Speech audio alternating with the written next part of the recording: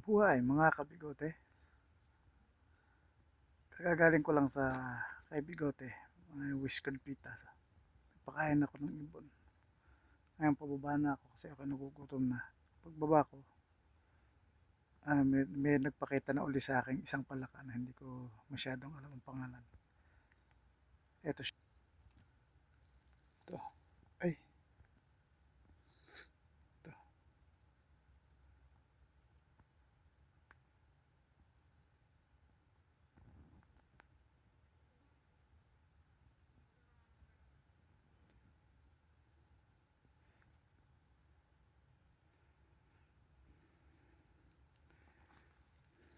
Ayan, nagtago na siya. Nagtago na. Ayan. Ayan mga kabigote. Papa-ID ko na lang sa kung sino ang magagaling mag-ID dito sa palaka na to. Kaya buhay mga kabigote. Hanggang dito na lang. Pababa na ako.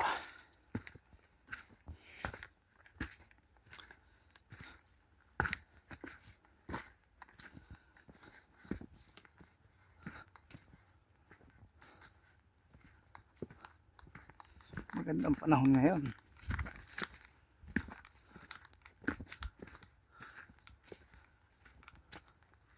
Magandahan ngayon. Kaya ako masaya-masaya. Nakapagpasisiw na uli ako ng whiskered pita. Ayan, meron na uli siyang isang sisiw. Buhay mga kabigote. Tatlong araw pa lang siya nakakapamisa ngayon. Ganda ng panahon, no? Mount San Cristobal. Ito naman ang Mount Banahaw sa likod ko.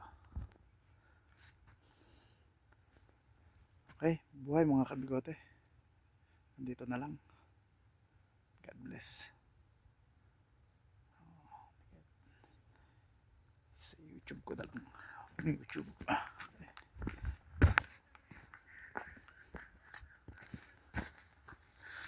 Dinala ko itong aking camera pababa at kung minsan nagpapakita dito ang Luzon Sunbird.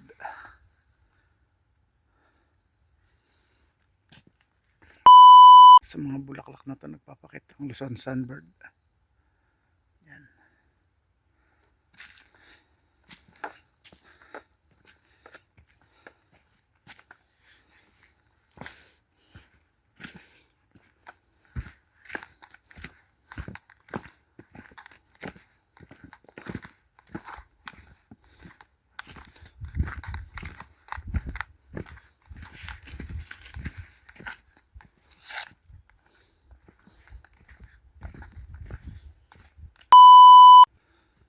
Nga pala, maikwento ko sa inyo habang tayo pababa.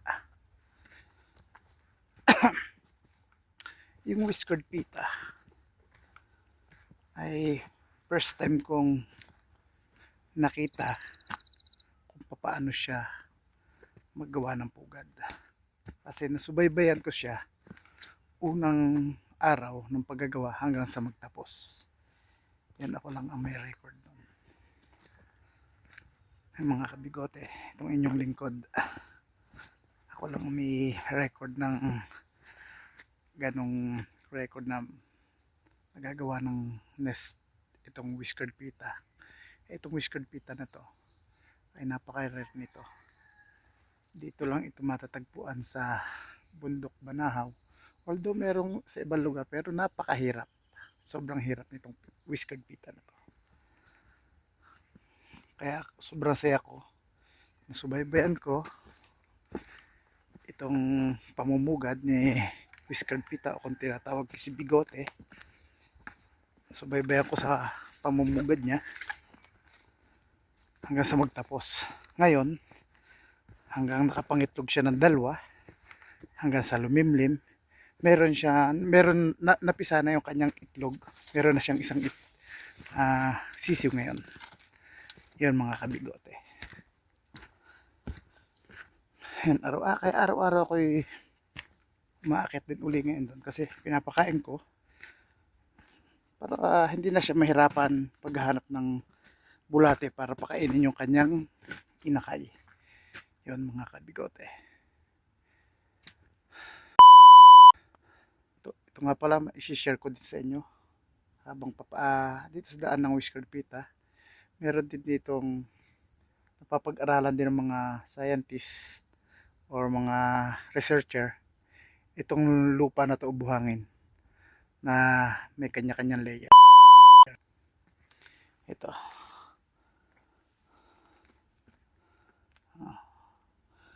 Sabi ng mga researcher o mga scientist na akin na yung mga nag-aaral ng science, ito daw ay dahil sa pagputok ng bulkan. Mga daang taon na rin ang nakakaraan. Ito. Ganyan, no?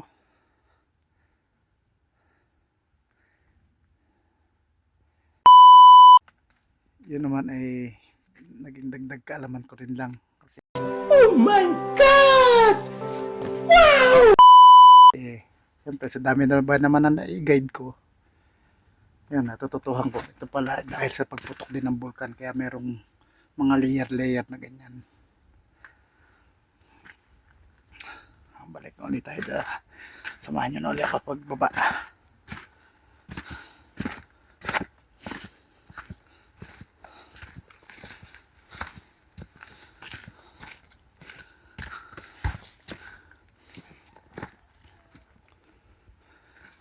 Mga kabigote, maituloy ko nga palang aking kwento.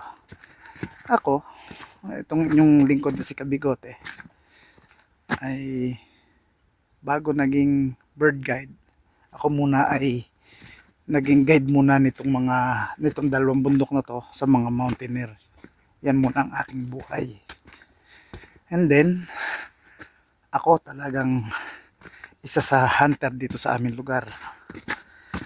Dalawa kami magpinsan na nagpapaligsahan sa paghahunt ng ibon.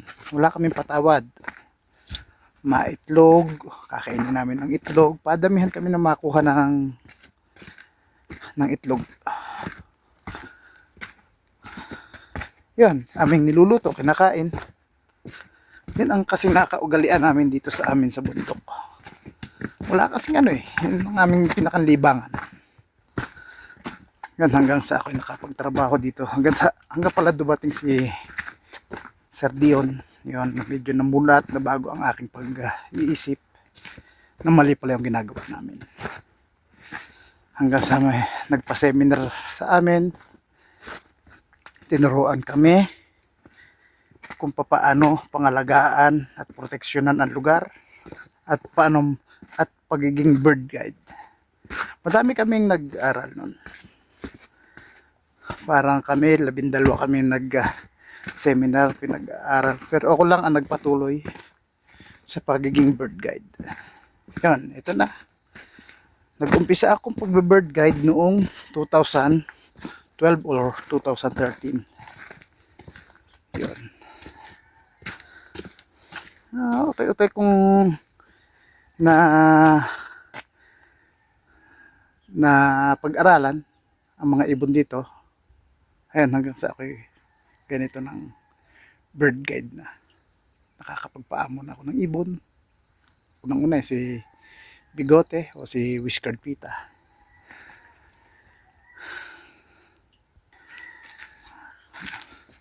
Ayan, dito ang ginagawa ko pagka tapos namin ng Whiskered Pita, pababa, nagbe-birding na kami. Kumbaga sa bonus na lang yung mga makikitang ibon sa pababa. Kasi kalimitan naman nagiging guess ko, ang target naman ay yung Whiskered Pita o si Bigote. Ang mga kabigote. Yung mga aking ako, hindi ko na kasi pinagmamalaki, pero pwede na rin ipagmalaki. Ako, kung iba-ibang lugar na, iba-ibang bansa ang aking nai-guide. Kung sino-sinong tao na rin. Kilala na rin ako. Ako na kasi ang pinupuntahan dito sa lugar namin. Kinukontak. Ako nga ay napapalaban na rin ng Inglesan. Yung mga kabigote. Ay, kwento ko lang yung konting pasaray ng paano ng buhay. Ang aking mga nararanasan. Doon napakasaya. Kasi kilala ka na. Hindi katulad dati na ako napakamahiyain makiharap sa tao. Ngayon, medyo nag-improve na yung aking pag-aaral. At salamat kay Sir Dion. Kung hindi sa kay Sir Dion at sa aking amo na si Sir Ramon Jesus Kisumbing, hindi ako magkakaganito. Maraming salamat po doon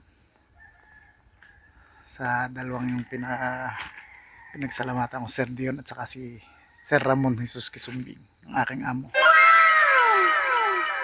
Okay, samahan niyo na po ulit ako. Diretso na po ulit tayo pababa. At malapit na naman ako sa aming bahay.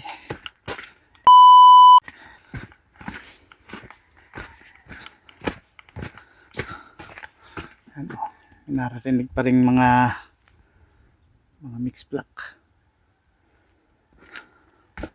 blue-headed pantail. Nakita ko, ayan siya, blue-headed pantail. Ayan, ayan, lumpad.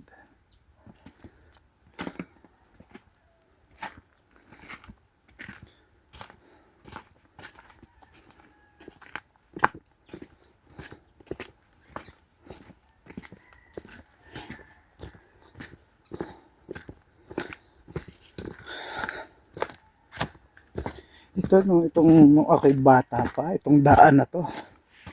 Ito, daan na ito. Ganyan lang. Pero habang tumatagal ang panahon niyan, ganyan nakataas.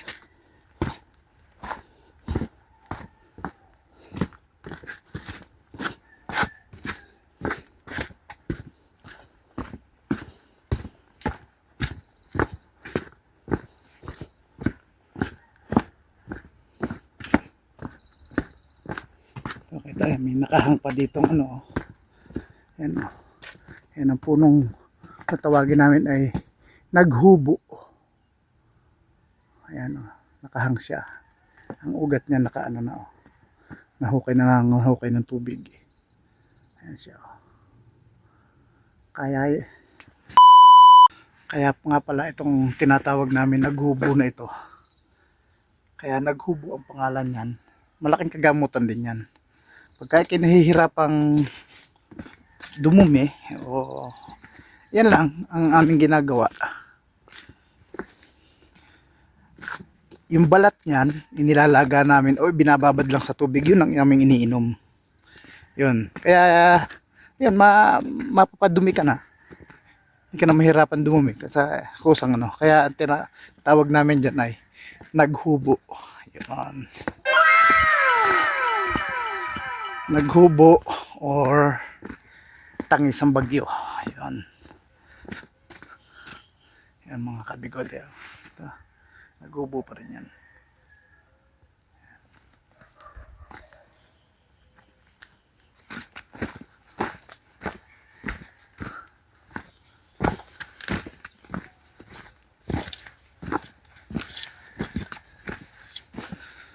Pagkatapos ko naman ngayong sa pahapon naman, ako naman ay sa aking bukid naman nagtatrabaho. Sa aking tanim na sayote. Yun naman ang aking inuubra sa pahapon. Pagkakatapos ko ng obligasyon ko sa whiskered pita. O kay bigote. Yun ang aking tinatrabaho. Ito naman, tambayan din ito ng mga mixed black. Tuwing alas 11 ng tanghali, andito sila. Ngayon late na, wala na.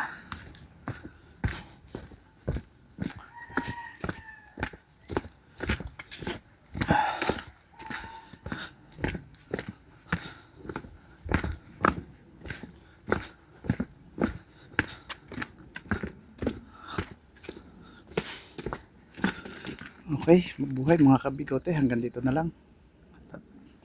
Paki-like and share na lang, paki-support na lang po ako sa aking YouTube channel, Bigote TV. Yun po ang aking YouTube channel, Bigote TV. Mabuhay mga kabigote.